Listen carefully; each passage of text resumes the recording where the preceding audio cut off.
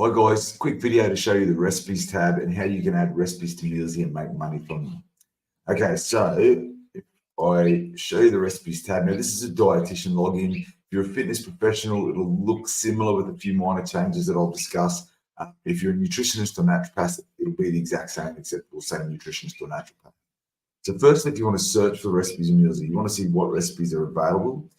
You can use these tags on the side. So the meal tags, think of them as lifestyle tags. So if I wanted to look for vegetarian recipes that, let's say vegetarian recipes that are high fiber. Did I click that?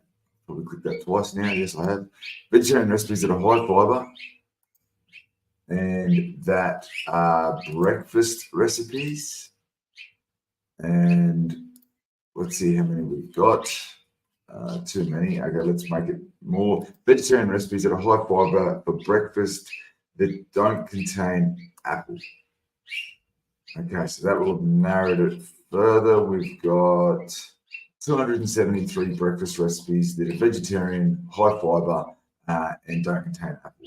Now I can add to that. Let's go don't contain apple or milk. And then we've got 107 breakfast recipes that are vegetarian, high fiber, don't contain milk or apple. So you get the idea. You can even then filter for recipes by a dietitian or nutritionist or naturopath. So if you're looking for your recipes that fit that criteria, you can do it. And you can then also sort them by calories, so which is the highest or lowest in calories. So that's the recipes tab. It really allows you to see what's available. Now, if you're a dietitian, nutritionist, or naturopath, you'll have a My Communities recipes tab. If you're a fitness professional, you won't have this tab. Now, what the My Communities recipes tab is it's the recipes that you've submitted to MEALZEE that are out there earning you revenue. So MEALZEE is what we call a double-sided marketplace.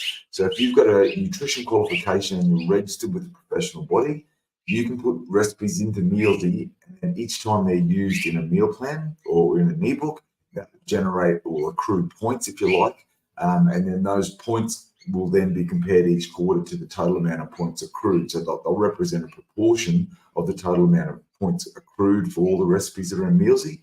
And then that proportion will be how much you get paid depending on the revenue MEALZEE's made. So there's not a fixed amount of money you'll make. It changes each quarter. It's growth on growth. Last quarter, the average payout for recipes was $150. And that was for multiple recipes. So no one's retiring on it just yet, but we're still only nice and early. So it's a good idea to try and get a heap of recipes in MEALZEE. And this is how we're overcoming that limitation on recipes. So when we were creating meal plans without MEALZEE, it was a lack of recipes that was one of our biggest limitations. So we're trying to build a community recipe bank that's massive that you can just call on and there'll be an answer for. So that's the My Communities recipes. Now, the My Local recipes, this is where you'll see recipes that you've added that are just local. You don't want out in the community. Where might you do that? Are instances where you might like have a glass of wine or a beer or something that a client's adamant that they want. You put it in here so you can pull it into their meal plan. You wouldn't put it in the communities, otherwise it's going to show up as a suggestion for random people. Now, the other thing you'll see in the My Local recipes are any recipe that you've customized. So if you're creating a meal plan and you want to change one of the recipes that another dietitian or nutritionist has used, you can customize that recipe. What happens in this instance is it then goes into your local recipes.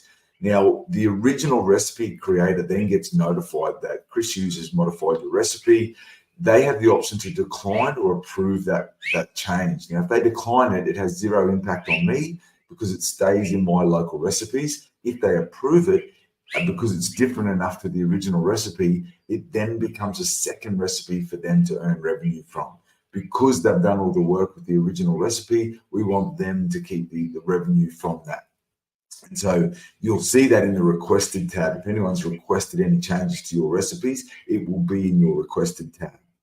Pending are the recipes that you've submitted that we just haven't approved. Feel free to give me a hurry up if that's the case.